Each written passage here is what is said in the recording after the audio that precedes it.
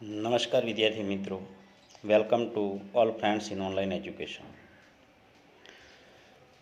ગઈકાલે વિદ્યાર્થી મિત્રો આપણે compulsory English foundation compulsory English એફસીમાં સિલેક્ટેડ સિલેબસની ચર્ચા કરી. તેમાં આપણે 4 યુનિટનો અભ્યાસ કરવાનો છે. યુનિટ નંબર 1માં પ્રોઝ અને પોએટ્રીનો અભ્યાસ કરવાનો છે. યુનિટ નંબર 2માં ગ્રામરનો અભ્યાસ કરવાનો છે અને યુનિટ નંબર 3માં ટ્રાન્સલેશન અને યુનિટ નંબર 4માં ડાયલોગ રાઇટિંગ સંવાદ લેખનનો અભ્યાસ કરવાનો છે. આજે મિત્રો આપણે યુનિટ નંબર 2 ગ્રામર સેક્શન એમાં 3 સિલેક્ટેડ ટોપિક છે ગ્રામરના: ડાયરેક્ટ એન્ડ ઇનડાયરેક્ટ સ્પીચ, પ્રત્યક્ષ અને પરોક્ષ રચના. સેકન્ડ, કન્જક્શનનો ટોપિક આપેલો છે, સંયોજકોનો. અને number 3, use of phrasal preposition and verbs, જેનો આપણે ગ્રામરમાં વિગતે અભ્યાસ કરશું. તો હવે આજના વિડીયોમાં આપણે direct and indirect speech unit number 2માંથી એક ટોપિકની ચર્ચા કરશું અને જ્યાં સુધી ડાયરેક્ટ ઇનડાયરેક્ટના જેટલા બી એક્ઝામ્પલો સાથે ચર્ચા કરવાની થશે એટલા વિડીયો સાથે આપણે ચર્ચા કરી આ મુદ્દાને સારી રીતે સમજાવવાની હું કોશિશ કરીશ. તો આજનો મુદ્દો આપણો છે આ વિડીયોમાં ડાયરેક્ટ એન્ડ ઇનડાયરેક્ટ સ્પીચ, પ્રત્યક્ષ અને પરોક્ષ રચના. વિદ્યાર્થી મિત્રો, direct and indirect speech means પ્રત્યક્ષ અને પરોક્ષ રચના. તો સૌથી પહેલાં પ્રશ્ન એ થાય છે કે ડાયરેક્ટ સ્પીચ શું છે અને ઇનડાયરેક્ટ સ્પીચ શું છે? તો ડાયરેક્ટ સ્પીચ મીન્સ સામાન્ય રીતે સીધો સંવાદ, બે વ્યક્તિનો સીધો સંવાદ એ ડાયરેક્ટ વાત છે, ડાયરેક્ટ રચના છે, ડાયરેક્ટ કથન છે. ઇનડાયરેક્ટ મીન્સ બે વ્યક્તિના સીધા સંવાદને કોઈ ત્રીજી વ્યક્તિ એ વાત કોઈને કઈ સંભળાવે ત્યારે તે ઇનડાયરેક્ટ રીતે રજૂઆત થઈ કહેવાય. એટલે આપણે આ પેજમાં તમે જોઈ શકો છો ડાયરેક્ટ સ્પીચ અને ઇનડાયરેક્ટ સ્પીચની મેં લેખિતમાં ફોટો સાથે તમને સમજાવવાની કોશિશ કરી રહ્યો છું. ડાયરેક્ટ સ્પીચ સામાન્ય રીતે એક વ્યક્તિએ કહેલી વાત એના એ જ સ્વરૂપે બીજાને કહેવામાં આવે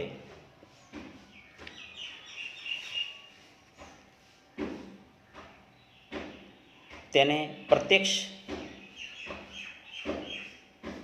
કથન ડાયરેક્ટ સ્પીચ કહેવામાં આવે છે. ટૂંકમાં બે વ્યક્તિના સીધા સંવાદને ડાયરેક્ટ સંવાદ કહેવાય છે, એટલે કે એ ડાયરેક્ટ સ્પીચ બને છે. ઇનડાયરેક્ટ સ્પીચ કેટલીક વાર એ રીતે રજૂઆત કરવામાં, એટલે કે સીધી રજૂઆત કરવામાં, બે વ્યક્તિની સીધી રજૂઆત જે બી વાત થઈ હોય તેને રજૂઆત કરવામાં ગેરસમજ થવાની સંભાવના રહેલી છે, શક્યતા રહેલી છે. એટલા માટે આવી ગેરસમજ નિવારવા જ્યારે બે વ્યક્તિ વાત કરી હોય તેને આપણે સાંભળી હોય અને બીજા વ્યક્તિને દર્શાવવાની થાય, રજૂ કરવાની થાય, ત્યારે એ જે વ્યક્તિ રજૂ કરનારો વ્યક્તિ એ પોતાની રીતે ઇનડાયરેક્ટ રીતે બીજાની વાતને કઈ સંભળાવશે અને એમાં એને સમજાય, એટલે કે અર્થની દૃષ્ટિએ અર્થમાં પરિવર્તન ન થાય તે માટે કેટલાક ફેરફારો કરવાના હોય છે. કાળ, સર્વનામ અને જરૂરી શબ્દોમાં પરિવર્તન કરીને રજૂઆત કરવામાં આવે તો આ પ્રકારની રજૂઆતને પરોક્ષ રચના એટલે કે ઇનડાયરેક્ટ સ્પીચ કહેવામાં આવે છે. અહીંયા નોંધનીય બાબત એ છે કે ડાયરેક્ટ સ્પીચ એ સીધો સંવાદ હોવાથી જે તે કાળ, જે તે સર્વનામ અને જેવા તેવા સમય સાથેના શબ્દો આપેલા હોય છે. તેમાં અવતરણ ચિહ્નો હોય છે ડાયરેક્ટ સ્પીચમાં. તેમજ જે તે વાક્યના પ્રકારની નિશાની પણ આપણે જોઈ શકીએ છીએ, જેમ કે પૂર્ણવિરામ, પ્રશ્નાર્થ ચિહ્ન, ઉદ્ગારની નિશાની એ ડાયરેક્ટ સ્પીચમાં આપણે જોઈ શકીએ છીએ. તો અત્યારે મિત્રો જ્યારે ઇનડાયરેક્ટ સ્પીચ એ પરોક્ષ સંવાદ હોવાથી અવતરણ ચિહ્નો મીન્સ કે જે કોટેશન માર્ક્સ હોય છે એ નીકળી જશે. તેમજ જે તે પ્રકારનું વાક્ય હશે, જેમ કે વાક્યના પ્રકાર ઘણા બધા છે: પ્રશ્નાર્થ વાક્ય, ઉદ્ગાર વાક્ય, આશ્ચર્ય વાક્ય, આજ્ઞાર્થ વાક્ય અને દરખાસ્ત વાક્ય, તે બધા જ વાક્યોમાંથી આ વાક્યો એ વિધાન વાક્ય બને છે. મીન્સ કે પ્રશ્નાર્થી પ્રશ્નાર્થ નથી રહેતું, ઉદ્ગારી ઉદ્ગાર વાક્ય નથી રહેતું, આજ્ઞાર્થી આજ્ઞાર્થ વાક્ય નથી રહેતું. ઇનડાયરેક્ટમાં એ વિધાન વાક્ય બને છે. તો સૌપ્રથમ આપણને ડાયરેક્ટ સ્પીચ શું છે, ઇનડાયરેક્ટ સ્પીચ શું છે એની થોડીક ચર્ચા કરી. તો ડાયરેક્ટ સ્પીચના વાક્યમાં 4 ભાગ હોય છે. જેમ કે બોલનાર, ડાયરેક્ટ સ્પીચમાં વાક્યમાં 4 ભાગ હોય છે. બોલનાર, સાંભળનાર અને રિપોર્ટિંગ વર્બ અને રિપોર્ટેડ સ્પીચ મીન્સ કથન. જેને અહીંયા વાક્યમાં મેં તમને બતાવ્યું છે. એક્ઝામ્પલ,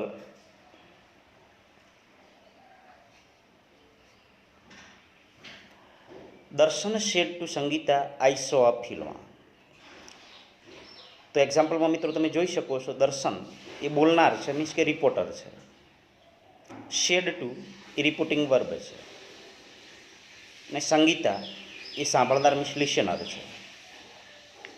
દર્શન બોલે છે, સંગીતા સાંભળે છે. દર્શને જે બી વાત કંઈ કરી છે એ અવતરણ ચિહ્નમાં કોટેશનમાં આપેલી છે. આઈ સો અ ફિલ્મ, મેં એક ફિલ્મ જોઈ. આઈ saw a film, I means મેં, સો જોઈ, અ ફિલ્મ એક ફિલ્મ. આ જે વાક્ય છે એને અવતરણ ચિહ્નોમાં મેં દર્શાવેલું છે. જે કથન છે, રિપોર્ટેડ સ્પીચ છે. તો મિત્રો આ ડાયરેક્ટ સ્પીચના 4 ભાગ, બોલનાર, રિપોર્ટિંગ વર્બ, સાંભળનાર અને કથન, રિપોર્ટેડ સ્પીચ. તો ડાયરેક્ટ સ્પીચની વિશેષતા એ છે કે રિપોર્ટિંગ વર્બ અલગ અલગ આપવામાં આવે છે, એટલે કે અલગ અલગ હોય છે. રિપોર્ટિંગ વર્બ સે, ક્યારેક સેઝ આપણે જોઈ શકીએ છીએ, તો ક્યારેક વિલ સે, તો ક્યારેક સેલ સે, સેડ, આવા બધા ટોલ્ડ કે આસ્ક વગેરે રિપોર્ટિંગ વર્બ તરીકે વપરાઈ વાક્યમાં આપણે જોતા હોઈએ છીએ.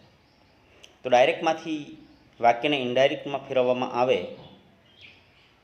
ડાયરેક્ટ સ્પીચમાં બધા જ વાક્યોમાં બોલનાર તો હોય છે, પરંતુ કેટલીક વાર સાંભળનાર હોતું નથી. જો ડાયરેક્ટ સ્પીચમાં સાંભળનાર લિસનર આપવામાં આવેલો હોય તો સેનું ટેલ થશે, સેઝનું ટેલ્સ થાય છે, વિલ સેનું વિલ ટેલ અને શેડનું ટોલ્ડ થાય છે. ક્યારે સાંભળનાર આપવામાં આવેલો હોય ત્યારે. જો સાંભળનાર ડાયરેક્ટ સ્પીચમાં આપવામાં જ ના આવેલ હોય તો રિપોર્ટિંગ વર્બ જેમનું તેમ જ રાખવામાં આવે છે. જેમ કે શેનું શે રહેશે, સેઝનું સેજ જ અને શેડનું શેડ જ. એટલે કે એમાં કોઈ ફેરફાર થતો નથી. હવે ડાયરેક્ટ સ્પીચમાંથી ઇનડાયરેક્ટ સ્પીચમાં વાક્યને ફેરવતી વખતે કેટલાક ફેરફાર આપણે કરવાના હોય છે અને ક્યારે કરવાના એની ચર્ચા કરીએ. ડાયરેક્ટમાંથી ઇનડાયરેક્ટ સ્પીચમાં રૂપાંતર કરતી વખતે 3 ફેરફાર કરવામાં આવે છે. કાળનો ફેરફાર મીન્સ ચેન્જ ઓફ ટેન્સ, સર્વનામમાં ફેરફાર, ચેન્જ ઇન પ્રનાઉન અને શબ્દોમાં ફેરફાર મીન્સ ચેન્જ ઇન વર્ડ્સ. આ 3 ફેરફાર કથનમાં એટલે કે રિપોર્ટેડ સ્પીચમાં કરવાના હોય છે. જે અવતરણ ચિહ્નમાં વાક્ય આપવામાં આવેલ હોય એમાં આપણે આ ફેરફાર કરવામાં આવે છે. તો કાળમાં ફેરફાર ક્યારે નથી થતો? કાળમાં ફેરફાર થાય પણ છે અને કાળમાં ફેરફાર નથી પણ થતો. તો પ્રથમ આપણે કાળમાં ક્યારે ફેરફાર નથી થતો તેની ચર્ચા કરીએ. તો એના માટેના 2 નિયમો ખાસ આપણે યાદ રાખશું. નિયમ નંબર 1, જો રિપોર્ટિંગ વર્બ મીન્સ કે સે છે, શેડ છે એની વાત કરી રહ્યો છું. રિપોર્ટિંગ વર્બ વર્તમાન કાળ કે ભવિષ્યકાળનું હોય તો કથનના એટલે કે અવતરણ ચિહ્નમાં આપેલા વાક્યમાં એના કાળમાં કોઈ જ ફેરફાર થતો નથી. ટૂંકમાં વર્તમાનનું રિપોર્ટિંગ વર્બ કે ભવિષ્યનું હોય તો કાળમાં ફેરફાર થતો નથી. એટલે હું કહી શકું કે સેસ એ વર્તમાનનું રિપોર્ટિંગ વર્બ છે, જ્યારે વિલ સે કે શેલ સે એ ભવિષ્યનું રિપોર્ટિંગ વર્બ છે. એટલે આવા રિપોર્ટિંગ વર્બ આપણને જોવા મળે વાક્યમાં તો આપણે કાળમાં ફેરફાર કરવાનો નથી. જોઈએ અહીંયા એક્ઝામ્પલ. કાળમાં ફેરફાર નથી કર્યો. પૂર્વા સેસ, અહીંયા પૂર્વા બોલનાર છે. પૂર્વા કહે છે સ્મિતા ઇઝ અ નર્સ એ કથન છે, રિપોર્ટેડ સ્પીચ. સ્મિતા એક નર્સ છે. તો અહીંયા માત્ર બે વાક્યને જોડવા માટે ધેટનો ઉપયોગ કર્યો છે અને વાક્યને જોડ્યું છે, કાળમાં ફેરફાર નથી કર્યો. Purva says that Smita is a nurse. તો સેઝ એ સાદા વર્તમાનકાળનું રિપોર્ટિંગ વર્બ હોવાથી આપણે કાળમાં ફેરફાર ન કરતા માત્ર વાક્યને ધેટથી જોડ્યું છે. ઓનલી ફોર ધેટ સિવાય બીજા કોઈ પણ ફેરફાર આપણે કર્યો નથી. ટૂંકમાં રિપોર્ટિંગ વર્બ વર્તમાનકાળ કે ભવિષ્યકાળનું હોય તો કાળમાં ફેરફાર થતો નથી. એ જ રીતે કોઈ સનાતન વાક્ય હોય, કોઈ કહેવત હોય, કોઈ વૈજ્ઞાનિક વિધાન નિયમ હોય તો પણ કાળમાં ફેરફાર થતો નથી. માત્ર અવતરણ ચિહ્ન કાઢી નાખીને વાક્યને ધેટથી જોડવામાં આવે છે.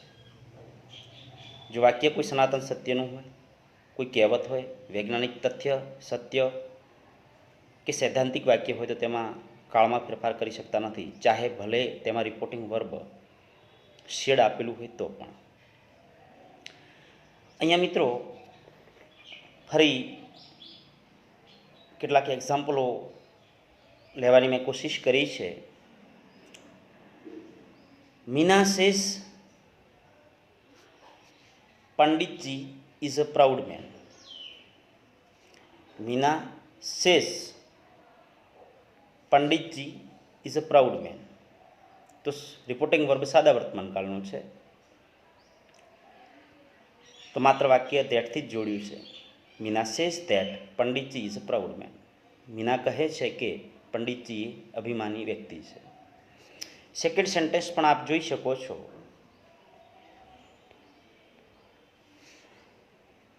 સીમા સેઝ બીના પ્લેડ વેલ. સીમા કહે છે બીના સારી રીતે રમી.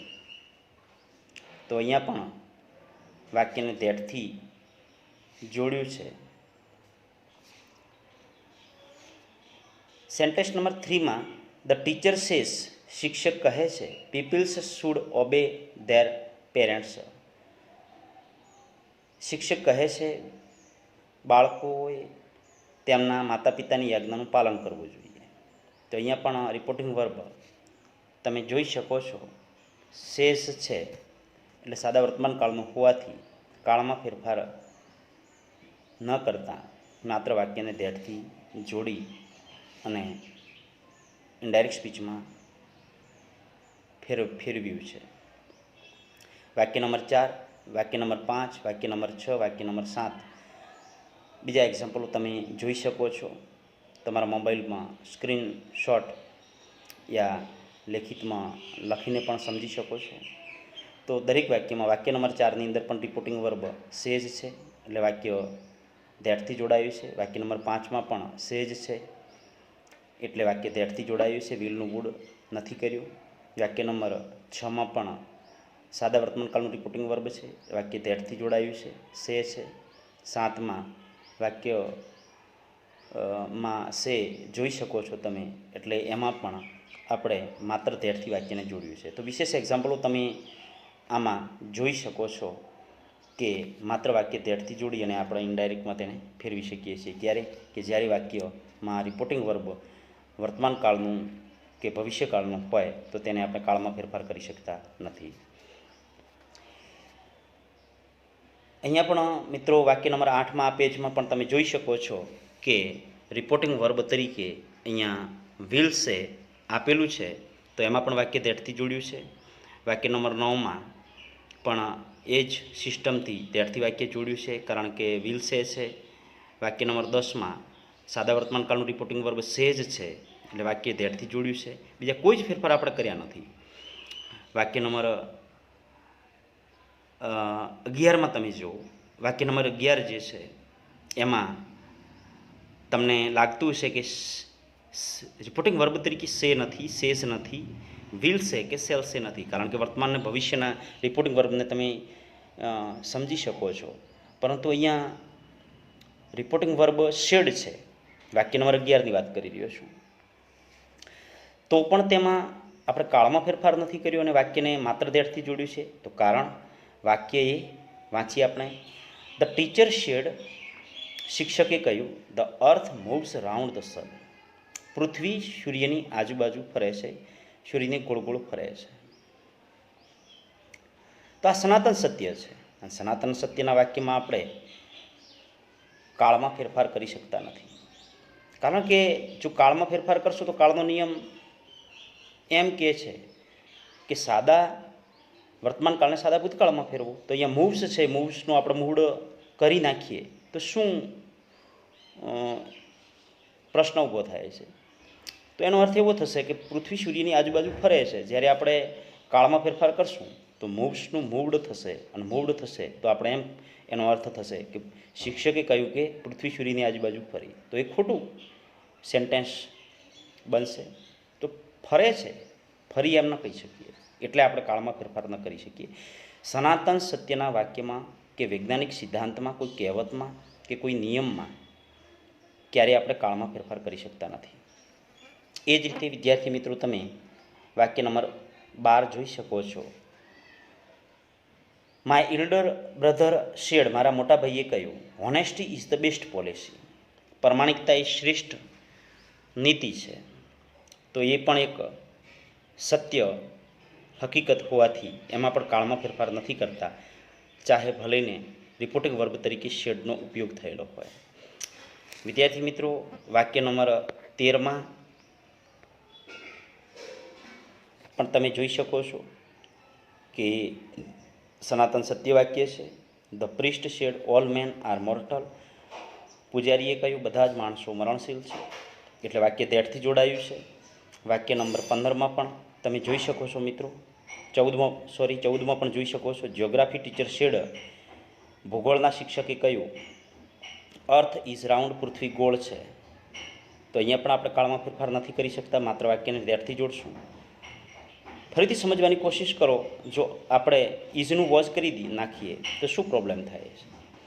તો ધ જિયોગ્રાફી ટીચર શેડ ધેટથી વાક્ય જોડી અને ઇઝનું વોઝ કરશું તો પૃથ્વી ગોળ હતી, તો હતી નહીં છે. એટલે ટ્રાન્સલેશનમાં અર્થમાં પરિવર્તન ન થાય એ આપણે પહેલાં ચર્ચા કરી. એ રીતે વાક્યને ફેરવવાનું છે. વાક્ય નંબર 15માં પણ તમે જોઈ શકો છો.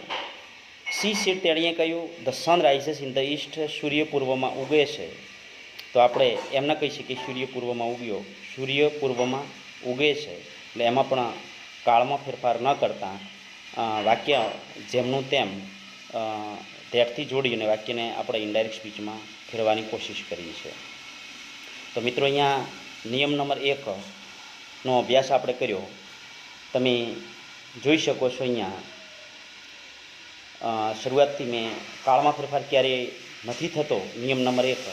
તો વાક્ય સાદા વર્તમાનકાળનું હોય, રિપોર્ટિંગ વર્બ સાદા વર્તમાનકાળનું હોય, સાદા ભવિષ્યકાળનું હોય, યા વર્તમાનનું કે ભવિષ્યનું હોય, અથવા કોઈ વાક્ય સનાતન સત્ય, કોઈ કહેવત, વૈજ્ઞાનિક નિયમ, તથ્ય હોય તો આપણે તેમાં કોઈ પણ વાક્યમાં કાળમાં ફેરફાર કરી શકતા નથી. તો એ એક્ઝામ્પલો આપણે વિશેષ એક્ઝામ્પલો સાથે અહીંયા ચર્ચા કરી. હવે નેક્સ્ટ આપણો મુદ્દો છે કાળમાં ફેરફાર. કાળમાં ફેરફાર ક્યારે કરવો? તો કાળમાં ફેરફાર કરવાનો હોય છે, સર્વનામમાં ફેરફાર કરવાનો હોય છે, શબ્દોમાં ફેરફાર કરવાનો હોય છે. તો કાળમાં ફેરફાર ક્યારે થાય છે? જો આજના વિડીયોમાં હું થોડીક તમને ચર્ચા કરું, એનો આપણે કાળમાં ફેરફાર અને એના નિયમોની ચર્ચા નેક્સ્ટ વિડીયોમાં કરશું. પરંતુ કાળમાં ફેરફાર એ થાય છે જો રિપોર્ટિંગ વર્બ ભૂતકાળનું હોય, એટલે કે શેડ આપેલું હોય તો કાળમાં ફેરફાર થાય છે, નિયમ છે. તો કથનના કાળમાં આપણે આરએસમાં, રિપોર્ટેડ સ્પીચમાં ફેરફાર કરશું. હવે મિત્રો, કાળમાં ફેરફાર કરવાના નિયમો છે 7 નિયમો. એ 7 નિયમોની આપણે ચર્ચા કરશું. સર્વનામના નિયમોની ચર્ચા કરશું, શબ્દોમાં ફેરફાર કરવાના નિયમોની ચર્ચા કરશું, વાક્યના પ્રકાર પ્રમાણે પ્રશ્નાર્થ વાક્યનું ઇનડાયરેક્ટ સ્પીચ, આજ્ઞાર્થ વાક્યનું ઇનડાયરેક્ટ સ્પીચ, ઉદ્ગાર વાક્યનું ઇનડાયરેક્ટ સ્પીચ, અને દરખાસ્ત અને પરવાનગીવાળા અને શુભેચ્છાવાળા વાક્યનું ઇનડાયરેક્ટ સ્પીચમાં રૂપાંતર કેમ કરવું તેની આપણે 1 બાય 1 વિડીયોમાં ચર્ચા કરતા રહીશું. તો આ વિડીયો નંબર 1માં આપણે ડાયરેક્ટ ઇનડાયરેક્ટમાં કાળમાં ફેરફાર ક્યારે ન થાય તેની ચર્ચા કરી. એને તમે યાદ રાખશો અને લેખિતમાં જરૂર પડે તો તમારા નોટબુક્સમાં પણ આ એક્ઝામ્પલોને લઈ અને લખી અને એક પોતાનું મટીરિયલ, આગવું વિશિષ્ટ મટીરિયલ પણ બનાવશો. તો આજના વિડીયો પૂરતું એટલું છે. આવતીકાલના વિડીયો માટે અને નેક્સ્ટ ટાઈમે આપણે ડાયરેક્ટ ઇનડાયરેક્ટની ચર્ચા કરશું. ત્યાં સુધી રજા માગું છું. Thanks to all friends.